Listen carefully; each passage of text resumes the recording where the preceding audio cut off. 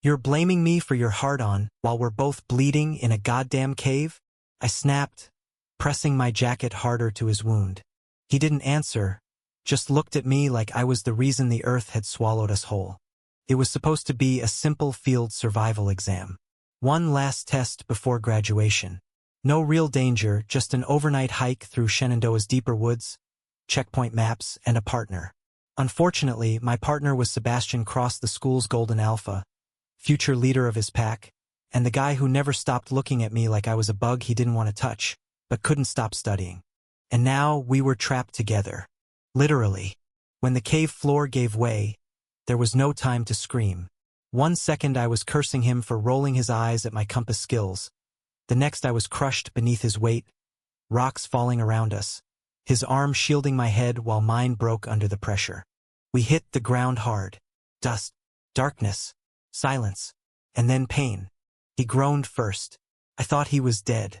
A wave of panic swallowed my breath until he turned, his voice raw and tight. You okay? Do I look okay? I hissed. My wrist is broken. Your leg's bleeding. Ando, I don't know we re-underground. But Sebastian barely flinched. That was his thing, cold, controlled, and always calm. Even now, his breathing slowed quickly, his survival instincts kicking in. Meanwhile, my heart was in my throat. And for once, he didn't mock me for it. We need to conserve energy, he said, ripping his sleeve to tie around my wrist. No yelling. No panicking. I should have told him to go to hell, but something in his voice made me stay quiet. The hours passed slowly. I counted them by the throbbing of my wrist and the increasing tightness in my chest. The cave wasn't just a sinkhole, it was deep and cold.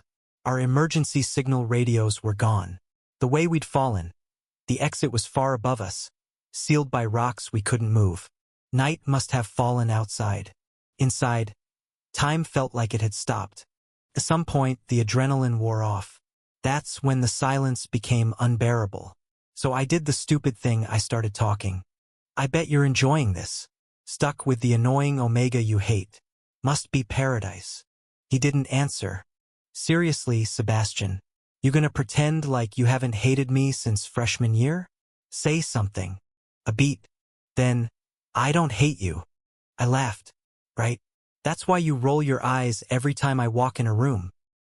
He turned then, slowly, his eyes gleaming faintly in the dim light. I roll my eyes because every time I look at you, I forget who I'm supposed to be. That shut me up. The air between us turned thick. Dangerous. I looked away, my heart pounding. My wrist burned. My chest ached. And I suddenly realized I didn't know how to hate him anymore. We sat in silence again until the cave rumbled. More rocks fell from above, one grazing Sebastian's head.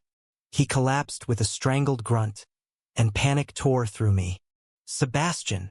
I crawled to him, cradling his face, blood running down his temple. Come on, stay with me. He blinked, dazed, but his hand reached for mine, held it, and that was the moment everything shifted. We weren't enemies anymore. Not here. Not like this. I'm sorry, he muttered. For what? For pushing you away. For pretending I didn't see you. For wanting you and hating myself for it. The tears that spilled down my cheeks weren't from pain. I leaned into close. His breath hitched. His hand tightened on mine. And then his lips were on mine, hesitant, bruised, and desperate. It wasn't a fairy tale kiss. It was messy, tasted like blood and fear, but it was real. The cave didn't collapse again, but it felt like my world had cracked wide open. When we broke apart, I whispered, "You're still blaming me, aren't you?" His lips brushed my jaw, rough and soft all at once. "You seduced me," he said hoarsely, "by just being you." And I didn't argue. The next morning, light pierced through the collapsed Salinga rescue team's flashlight, followed by voices shouting our names. They hauled us out, wrapped us in blankets, bandaged our wounds. No one asked why our hands were linked. No one dared. Back on campus, things didn't go back to normal. Not right away. Sebastian avoided me. I understood. He was an alpha heir. I was just the boy who loved poetry and flinched at loud noises. His pack would never accept us. But he surprised me again. During the final assembly, with the whole academy watching, he crossed the stage, walked past his father, and stopped in front of me. "I'm tired of pretending," he said, grabbing the mic. Gasped. "My name is Sebastian Cross, and I love him." And just like that, the room exploded. Some clapped, some didn't. I didn't care, because he chose me, out loud.